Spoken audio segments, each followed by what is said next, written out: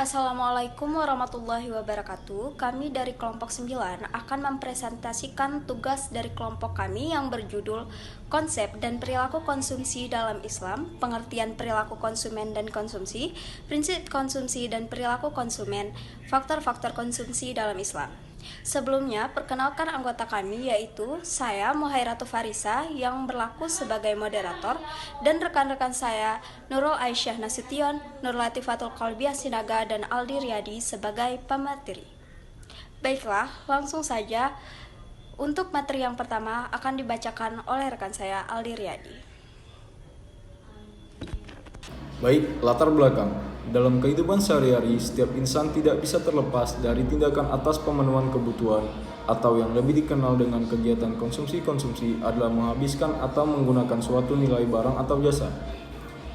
Menurut ilmu ekonomi, konsumsi adalah setiap kegiatan memanfaatkan, menghabiskan kegunaan barang dan jasa untuk memenuhi kebutuhan dalam upaya menjaga kelangsungan hidup. Jadi dalam hal ini bukan hanya sekedar mementingkan kesenangan, kepuasan semata, melainkan mengkonsumsi suatu barang atau jasa karena memang barang tersebut sudah sewajarnya untuk dipenuhi.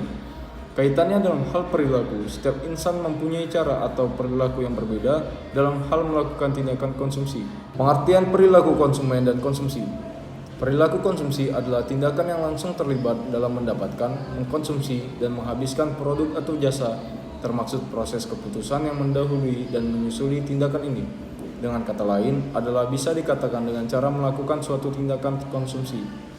Perilaku konsumen juga berarti cara konsumen mengeluarkan sumber dayanya yang terbatas seperti uang, waktu, dan tenaga untuk mendapatkan barang atau jasa yang diinginkan demi kepuasan. Prinsip konsumsi dan perilaku konsumen menurut Manan ada 5. Yang pertama, prinsip keadilan. Dalam prinsip ini artinya mencari rezeki secara halal dan tidak dilarang hukum dalam soal makan dan minum.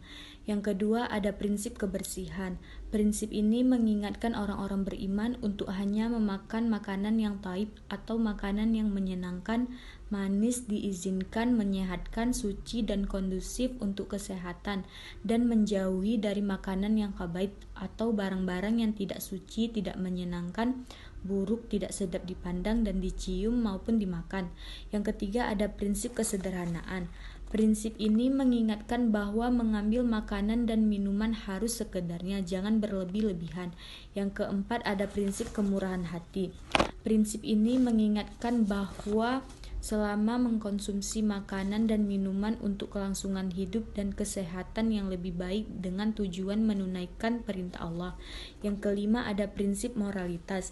Dalam prinsip ini, mengkonsumsi makanan bukan hanya semata memenuhi kebutuhannya, tetapi Allah memberikan makanan dan minuman untuk kelangsungan hidup umat manusia agar meningkatkan nilai moral dan spiritual seperti seorang muslim menyebut nama Allah sebelum makan. Baik, selanjutnya ada faktor-faktor konsumsi dalam Islam. Banyak faktor yang bisa melatar belakangi perilaku konsumsi, di antaranya yang bersumber dari motivasi eksternal dan motivasi internal. Motivasi internal bersumber dari kepribadian secara individu, seperti karakter baik yang ada dalam individu tersebut. Sedangkan motivasi eksternal dapat bersumber dari budaya lingkungan, sosial, dunia pendidikan, dan faktor eksternal lainnya.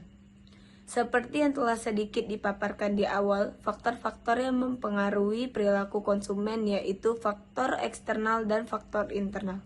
Faktor eksternal merupakan faktor yang meliputi pengaruh keluarga, kelas sosial, kebudayaan, strategi marketing, dan kelompok referensi.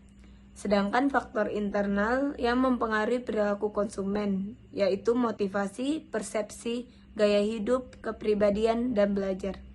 Baik, sekian akan saya kembalikan ke moderator.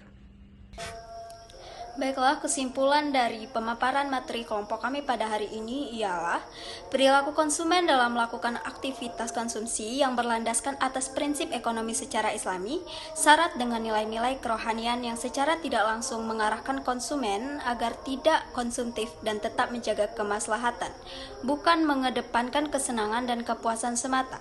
Jadi dalam hal konsumsi, masyarakat muslim diberi batasan-batasan dalam mengkonsumsi suatu barang atau jasa, tidak mementingkan kepuasan, kesenangan semata, namun terlebih juga harus memperhatikan unsur manfaat dari konsumsi yang kita lakukan.